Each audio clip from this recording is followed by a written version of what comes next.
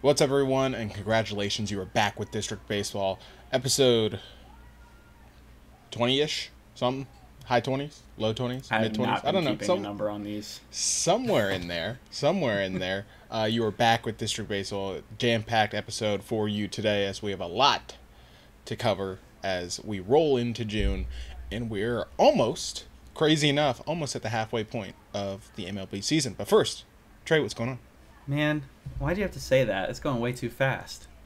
I didn't even It realize that. has I been didn't even flying. realize that. Yeah, we're gonna start making We all-star got a few picks weeks soon. We got a few weeks, but it's getting close. Like we're at the I think 65-ish game mark.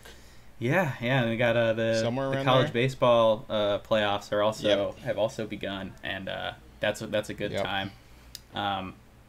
So yeah, a lot going on for baseball right now, and yeah, I'm excited to get into it today. But I think first we'll go into a 3-up, 3-down recap. Let's do it. All right. Let's do it. Hey Siri, Jose Siri had a big week this week. There was a funny clip of the A's announcer kind of getting roasted. Oh, Yeah. Oh, there you there's go. my phone. It's guest appearance from That's Siri. actually hilarious. All right. But anyways, Jose Siri had a crazy weekend. He robbed a homer in the ninth inning to basically save a game for them. He robbed Randy Arozarena from robbing a homer too. Yes, he did. That's true. Yeah. That's true. He did do that. He had a 2-homer game that resulted in a Rays victory, and today he had the go-ahead double, excuse me, that ended up resulting in a win. So big weekend for Jose Siri, and he also, funnily enough, made me lose money as well. So that's the down part of this, but good for We him. call that the trifecta. Yeah, the perfect storm. But then we gotta talk about the White Sox again for our first down. I'm thinking about just kind of leaving a space open for them every week because So it's like 3-up, 3 White yeah, Sox. I mean I think they're gonna have to occupy a space because they're just. I mean I feel like it's beating a dead horse a little bit, but they're so bad and they've now gone on a 10-game losing streak, and I don't know if they won today. I'm assuming they didn't. No, wasn't the Tommy Pham thing today? I didn't. I might have missed a Tommy Pham thing today. Did you not see the Tommy Pham? Oh my God. I don't know what exactly led. Was it an to... ejection or some crazy stuff? So, Tommy Pham got thrown out at home by like a mile, but the way he was like running into home was like very on the inner part of the baseline. Like typically you would think play at home, he's gonna try to go around the catcher. So he gets thrown out by a mile inside of the baseline and like doesn't truck the catcher, but like I think it was William Contreras, like, you know, Gave him a bump. not exactly a love tap either. There was some force. I don't think he was ejected, but both Contreras and the Brewers pitcher were, I think it might have been Freddie Peralta, had some words, and then Tommy Pham basically after the game was like, I'm not about that. Like, I'll throw hands. Basically, just saying he'll fight that's Tommy anyone. Pham, And the White Sox announcer said something along the lines of, "I don't care how many L's we're going to take this year. Like, we're not taking that from the Brewers." Something like that. It was just a very big hoopla. I can't believe I didn't see that. Include that. I mean, I've been. Yeah, I mean, it just happened. So yeah, you might have. That's hilarious. You might have missed it. Wow. So yeah, well, that's actually kind of cool because I like Tommy Pham's. Like Tommy Pham's. Yeah. Just like so blunt and doesn't care. I don't know. I kind of like it. I mean, he smacked a teammate in the face over fantasy football. Yeah. Like, there's no one I like more in the entirety of MLB history than Just Tommy pure Pham. entertainment. Anyways, yeah, I might have to leave an opening for the White Sox in this segment every week because they're just so bad. But yeah, I guess 11-game losing streak now. But back to the good. Our second up is Matt Vierling, who has had a big week. 4 homers, including a 2-homer game. I think that was this week. It might have been. Yeah, Yes, that was the beginning it of this was. week. It was early in the week. Blue Yep. Jays. Crazy game. 11-4 final, and he hit the walk-off. As he'd already hit a homer in that game, he hit the walk-off as well. 3-run bomb off Jordan Romano, who unfortunately actually went on the injured list. So hopefully he can get healthy soon for them. But then we are talking about another pitcher for our second down. Sixto Sanchez. This is an interesting situation. He actually had a pretty decent outing, And then Skip Schumacher kind of came into the press conference and threw him under the bus a little bit, basically calling him lucky. Said he was very fortunate to have that good of an outing. And upon doing a little bit more research, there seems to be a little bit of a disconnect in that locker room between the coaching staff and Sixto Sanchez that maybe has been brewing for a while now, because he's had a very bizarre situation since he made his debut in the league. He came in 20, he had a really good 2020 season, and then some injuries happened, but then you kind of didn't hear about him for a while, like almost like he was off the radar. Now he's back this year. He's been pretty not great, but he had a decent outing. But I just found it funny that Skip Schumacher basically was like, yeah, I mean, he had a good outing if you believe in luck. So I don't know. It's just kind of crazy to hear a manager do that to their player.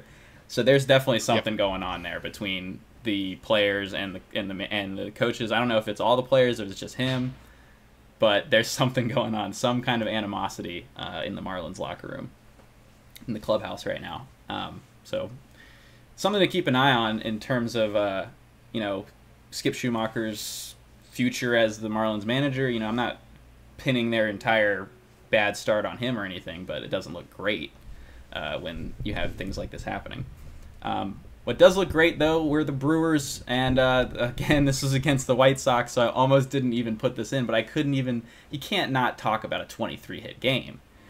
So the Brewers had a 23-hit game as a team in only 8 innings, by the way. They didn't even have to use the 9th to get all 23 of those hits. Christian Yelich had a 5-hit game in that process.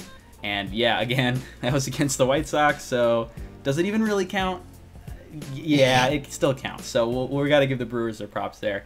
And then finally, our third down. Nobody wanted to win the Pirates and Blue Jays game the other night.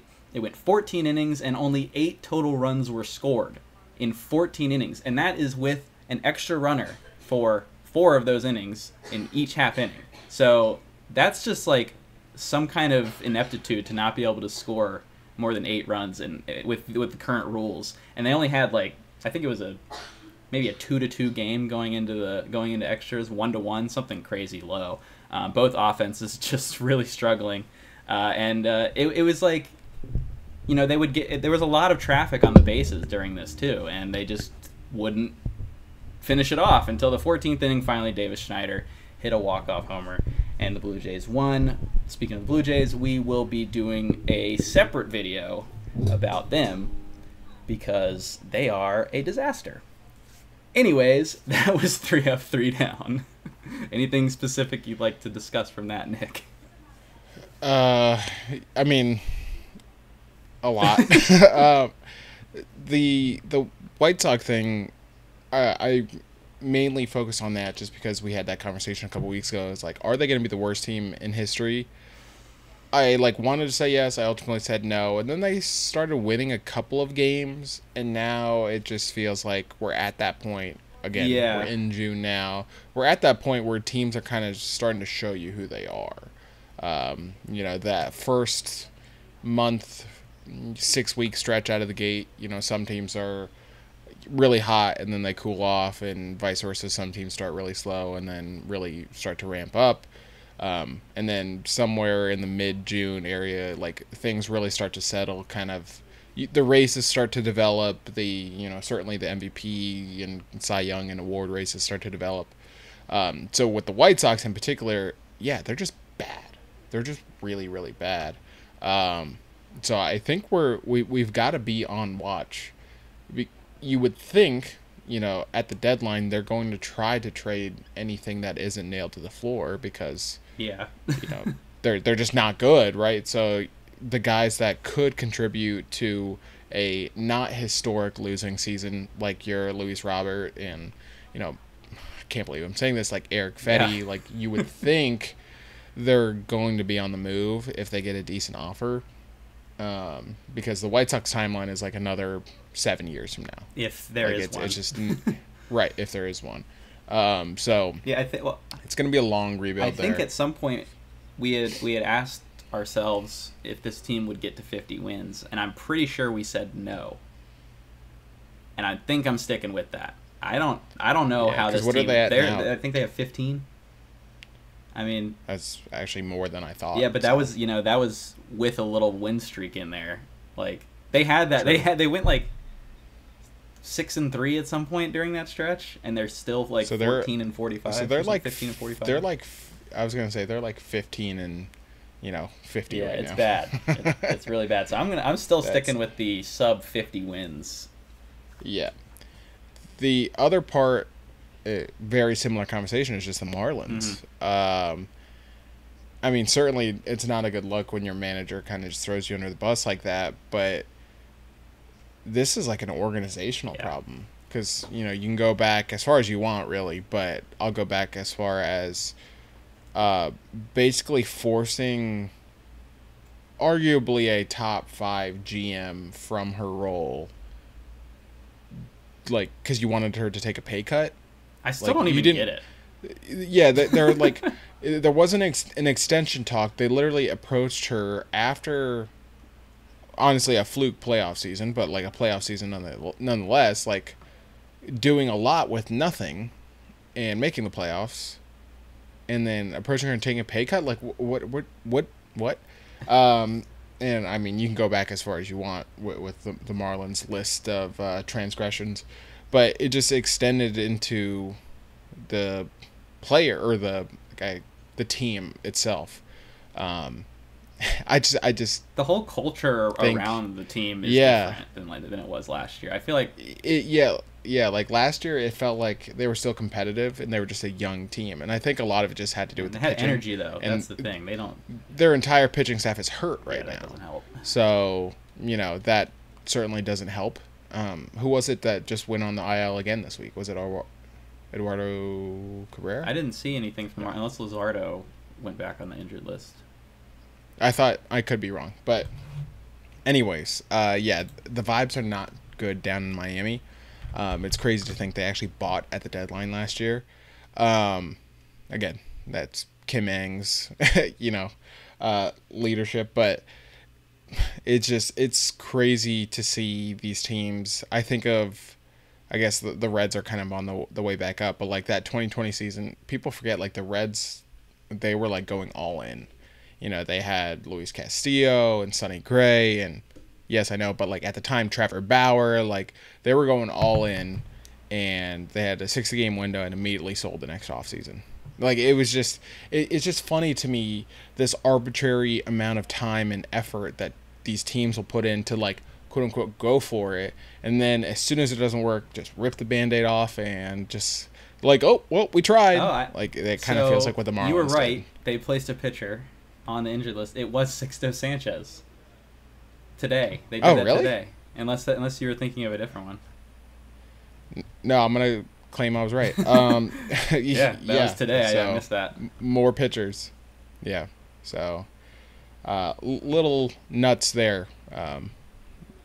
Miami's just, again, we're at the point where teams start to show you who they are. We're at that point, in the list of years. Like if we go back, in 3-4 years from now, we go back to this moment, we're like, oh yeah, the Marlins 2023 playoff run was just such a fluke. Yeah, well, I tell you what, at least in terms of the trade deadline, they have a lot more interesting pieces than the White Sox. Oh, for sure. There's going to be some teams jumping at the bit to get, a guy like Brian De La Cruz, who has been just on the verge of busting out for years and just can't. You think Jazz might get traded? I honestly, I wouldn't put it want past it him to happen. I don't know if it will, but like, get him on a team that's good, please. Like, I want to see him in the playoffs. He fits the Padres vibe so much. I could totally see it. I could. Yeah. You know what? I mean, they already made one trade. Why not? So- I mean, just go steal from the Marlins, and it's working out honestly. for him big time. By the way, they're in a playoff spot right now, and Arraez is hitting like 400 for him. So Yeah, but they lost Darvish and Musgrove to injuries. Injuries, It's always so- the year of the freaking injury. always Jeez, injuries. It's hard to keep up. Yep. All right, let's move on to some of the main topics we want to talk about. And the first one, Trey, I'll let you take this. The Chicago Cubs are not what we thought they were? Question mark? Exclamation point? I mean, definitely not I thought they were. I was expecting a Yeah. lot better from this team. No, so was I, and that's just it's almost like slightly disappointing. I'm definitely disappointed, especially with the way that they played this month. They're in a very winnable division. They have a roster that should be good enough to win it, and they're just not quite performing yet. Still time. This is not a division that is completely unwinnable because the Brewers are, they have a decent lead, but I think that we both agree that the Brewers have played above their weight so far. I still don't believe in that. I'm thinking they might be decent, but I don't think they're as good as their winning percentages right now. I feel like there's going to be a little bit of a step back at some point during the season. Although it hasn't really happened yet. It has happened to this Cubs team, though. They have lost 15 of their last 20 games. It was a really bad month of May for the offense. They were 27th in runs scored. That's not going to get it done. And their bullpen was a big problem. Even when they did have leads, they seemed to blow them. They had a 4.56 bullpen ERA in May. That's 9th worst, which isn't terrible, but it seemed like the timing was really bad for their meltdowns. And this month they just could not have those shutdown innings when they really needed it. And their big free agent signing last year, Dansby Swanson, who really played pretty damn well for them last year, has really gotten off to a slow start. I think he hit a homer yesterday or today, so maybe that can get him going, but they really need him to start hitting because the rest of the team hasn't really hit either. Bellinger has had a better looking month of May, but they still need more. They just need more from this offense. The pitching staff has done better than the offense, but it's still not looking great. Their starting rotation has been pretty damn solid though. So if they can get this offense going again, like they had the offense going in April. I think they'll bounce back from this a little bit. But I am a little bit concerned with this bullpen. I thought they were going to be better than this, and it's really causing them to lose some winnable games here. It takes you back to the offseason where I think I even predicted that they were going to sign Shohei. And I'm not saying like signing Shohei would have made this completely different, but we certainly thought they were going to be a lot more aggressive. And that's not to say they didn't do anything. They brought back Bellinger, albeit at the very last moment, and they signed Minanga, who's, arguably the Cy Young, let alone the Rookie of the Year. 30-year-old Rookie of the Year. I know, that's so crazy. But we just thought they would be more aggressive, with their history.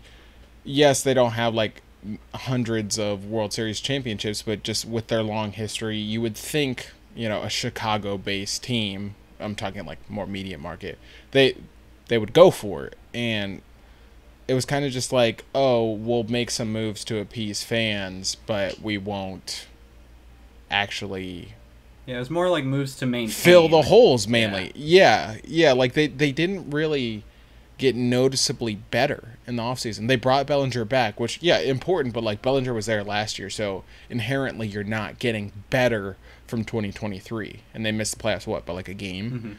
So like you're not getting better. Imanaga certainly helps, but like we know the variance from year to year with every single player across baseball. So it's like you would think if you missed the playoffs by a game, you would want to build yourself a cushion. So you're not just getting one game better, you're getting 10 games better, like if you could. And it just seems like they kind of did a whole lot of not nothing, but Bellinger kind of just fell into their laps too, because no one decided that they wanted to sign him for whatever reason. I know that there was concerns about his. There's plenty of reasons. There was concerns about his, previous bad seasons. I was surprised that he wasn't like that. Getting anything though, just because. I don't know. He's having a decent year. I think the separate conversation. I think there was like a full on. I'll call it a coup. I think there's a full on coup against Boras. I think the owners kind of froze out Boras clients. That's just my opinion of it, and it could be Boras being a little too arrogant, sure, but I think both sides suck. That's my conspiracy theory. I root for no one. All right, Rocktober in May. Could be. All right, I we don't got know. the Rockies. We might see it.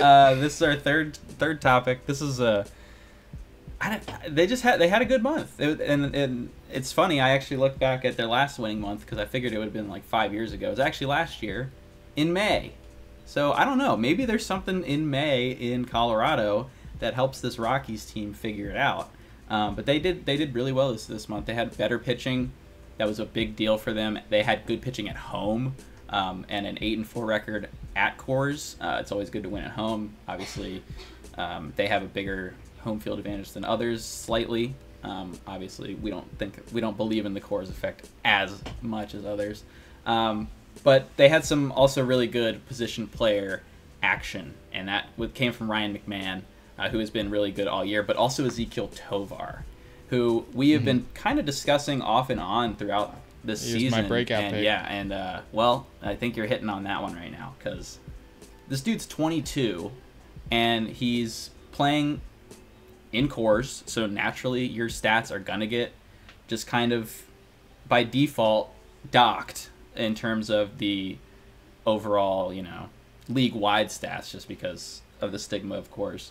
And yet he's still maintaining a 110 plus WRC plus most times, and his defense is ridiculous. Like, this dude is going to be one of the next great defenders in this league, and the Rockies have him locked up for a very long time at age 22. So that seems like a slam dunk signing right now. And my final fun stat for you here about the Rockies, they had a better record than the Atlanta Braves in May. 14-13 to the Braves 13-14, which the Braves, by the way, did not play well this month, especially offensively, and losing Acuna doesn't help that very, very much. But they really struggled offensively versus the Nats when we played them this week. So that was just really noticeable. They're not scoring runs near anywhere. I mean, obviously, matching last year would be pretty tough, but I figured they'd be kind of close, but they're not even. I mean, Olsen's down. Everybody compared to last besides, year. Murphy. Besides, I'm not even going to talk about him. Oh yeah. I didn't know where you're going. Then anyways. I got you. But Rockies did pretty good. It's nice for their fans to have some good play for once. And what's funny is they are still tied for the fewest wins in the NL. But they have now probably Marlins. broken out of the conversation for worst team in baseball this year, which now, of course, goes to our White Sox officially. Yeah, of course. Yeah. Of course. Well, I mean, we'll see. The Marlins are also down there too, but I'm pretty sure the White Sox are going to end up worse. But yeah, no. So there's at least something going on with the Rockies, and forgot to mention Cal Quantrill has actually pitched pretty well for them after he was either traded or they picked him up off waivers from Cleveland. I don't remember what happened. I think it was a trade. I think they might have put him on waivers and then traded him. And then there was pretty sure that's what happened. But he's had a pretty solid start to his Rockies career with a sub-4 ERA. If you have a sub-4 ERA as a Rockies pitcher, I mean, that's good as far as I'm concerned. I mean, honestly, if you've had that in baseball, you're going to get paid $20 million a year. If you can put that up consistently, for sure. Consistently, absolutely. For sure. But especially in Coors, so good stuff for the Rockies. It's not all bad. I like when every team around the league has some good stretches. It's just nice for their fans to latch onto something. For the fans. Although the fans in Colorado have been beat down pretty badly with this front office. Yeah. All right, let's pivot from one of the worst teams in baseball to two of the best. We're going to talk about both the Yankees and Phillies, and not just the hot starts they've gotten off to, but kind of do a little bit of a deeper dive into what has made these teams so good so far. With the Phillies in particular, they're playing right now as we're recording. If they win tonight, they'll be 42-18, and it's the best 60-game stretch to start a season in franchise history. So it's not just, they're a good season. This is like a franchise-setting pace. And it's a long history for that franchise, by the way. Right. Yeah. So I want to talk about the Phillies first. and I guess the Yankees sort of fall into this category too, because the Phillies are just notoriously slow starters. Like the past 4-ish years, maybe 3, like they'll start slow, sneak into the playoffs, and then once playoffs hit, then they go for a run, right? But this is kind of a new Phillies thing where they're actually playing really well from the jump, like arguably the best team in baseball. I don't think if someone said, hey, the Phillies are the best team in baseball right now, there's not really much of a counter argument. You could argue the Yankees, certainly the Dodgers, are still worth a conversation, but the Phillies are doing it all, and that's really what's impressive. You know, they're pitching. We kind of know with Nola, Wheeler, Suarez, but even, you know, their bullpen and kind of the back end of the rotation has been great. They're right. Yeah, we talked about him. They're 5th in baseball in opponents batting average. They're 2nd in baseball in ERA. They are 1st in baseball in strikeouts and strikeouts per 9. Like their pitching staff is legit. But it's the offense, which, again, it's not like they have a bunch of no-name players on offense, but it's just finally all clicking at the same time. They're tied for 5th in baseball in average. But the thing that really gets me, and I'll tie in the Yankees into this conversation too, is the Yankees, obviously very similar, but their offense, you know, especially with Juan Soto, just made all difference. And what yard today, I sorely miss him. But both the Yankees and Phillies, despite hitting a ton of home runs and just hitting for power and just average, they're also walking a lot too. The Yankees lead baseball in walks, and the Phillies are 3rd. Mm-hmm. So, you know, I bring this up not to like say this is the secret sauce, but more so these teams are playing without many weaknesses. They're getting the good starting pitching. They're getting the, you know, at least the good enough bullpen. And then their offenses are rolling in every facet, whether it be the long ball or just the small ball, working walks, getting on base, things like that. So for those that might want to like say, oh, it's early, they'll slow down, I don't think they will. And with the Phillies in particular, they're also stealing bags, which we've seen more teams do. Obviously, we're Nats fans. We've seen the Nationals kind of utilize the stolen base as their primary offensive weapon in terms of scoring runs. The Phillies are hitting home runs, stealing bags, obviously working the count. Like they're just doing it all on offense, doing it all on, you know, on the other side of the ball, pitching. And with the Yankees, it's just like they're playing kind of how you would expect a prototypical Yankees team to play. It's a lot of power. They lead the league in home runs, but their pitching is really kind of the story, because we weren't sure what their pitching staff was going to be like with Garrett Cole out, and it's one of the better rotations we've seen in the Yankees have in the past like decade, honestly. Yeah, and that's without Garrett Cole still. He is still yet to make an appearance this year, and that is really the big thing with the Yankees, and I feel like that's why that they've found this success. Is I expected them to have a good rotation. You know, I figured Stroman would give them innings. Oh, I didn't. Oh. I just assume like every fair enough Yankees pitching sign. This is not like a player thing. It's just if a pitcher signs with the Yankees, I just assume they're going to implode, just because for whatever reason. But anyways, continue. Yeah. So I expect them to have a solid rotation. I obviously wasn't ready for this. I expected Stroman to be a good innings eater for them and to be able to you know, have a manageable ERA, but he's had a sub-3 ERA to start the year, and he's back to his old ground ball ways. Luis Gil is probably the best story so far for them. He kind of wasn't. I don't even think he was going to make this rotation if Garrett Cole was healthy, which is crazy to think probably about not. Because he might be one of the best pitchers in baseball. 63 innings pitched, 11 Ks per 9, ridiculous. Doesn't allow the long ball, and has managed a 1.99 ERA on the season so far.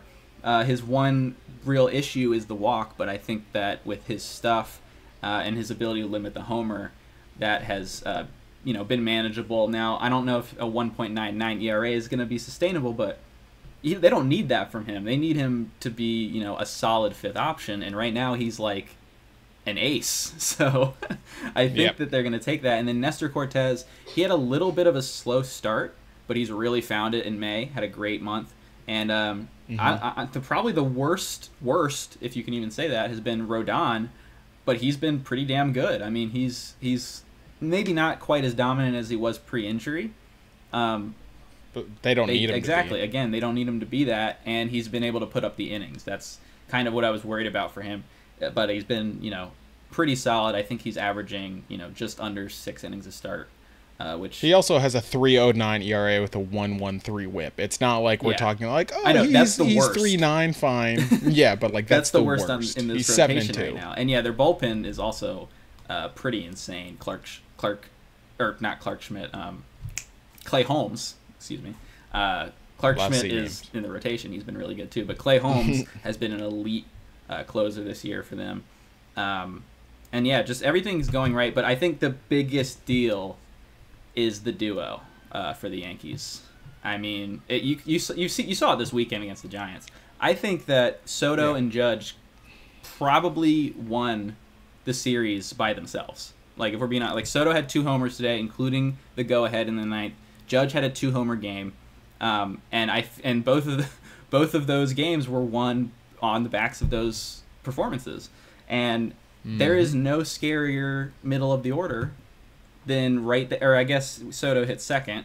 So I don't know if you want to call it middle of the order, but those like 1-2 punch. So at least one of them's going to get on base. One of them's probably going to get a hit. One of them's probably going to homer. I mean, the way that's been going. I mean, they were both top 5 players this month in F4. Judge was far and away the best player this month. It wasn't even close. Like, the numbers are just silly. He slugged .950 in May. Slugged. It's not OPS, slugged. That's just insane to me. And how fast that he can basically go from, Yankees fans saying, oh, here comes the decline, to, he's back to the best player on the planet. As for the Phillies, they've had a much more balanced effort offensively, I feel like. Harper's been great. Alec Boehm has been really good. Bryson Stott's been really good. Real Muto's been solid. And Schwarber's also been solid. I mean, it's just a really solid group on offense. Sosa has also stepped up for them in a limited capacity and been able to... Sosa... Oh, yeah. I'm always mix up Sosa Edwin? and Rojas for the Phillies. Yeah, I think it's Edwin Sosa. Sosa's been great from the plate. Rojas has been great in the field. So that's helped maintain their defense is probably their weakest link still, but it's not nearly as bad as it was. Because obviously you lose Kyle Schwarber from your outfield and you're probably going to get better. I really don't know I honestly don't know which team I'd pick. I think I'd probably lean Yankees just because they are getting Garrett Cole back at some point. But then again, the Phillies have been doing this without Trey Turner. I would take the Phillies. Trey Turner has not played during this crazy stretch. He was having a fantastic start to the season before his hamstring injury. This would be, it would kind of be an annoying matchup, but an entertaining matchup in the World Series in terms of the players.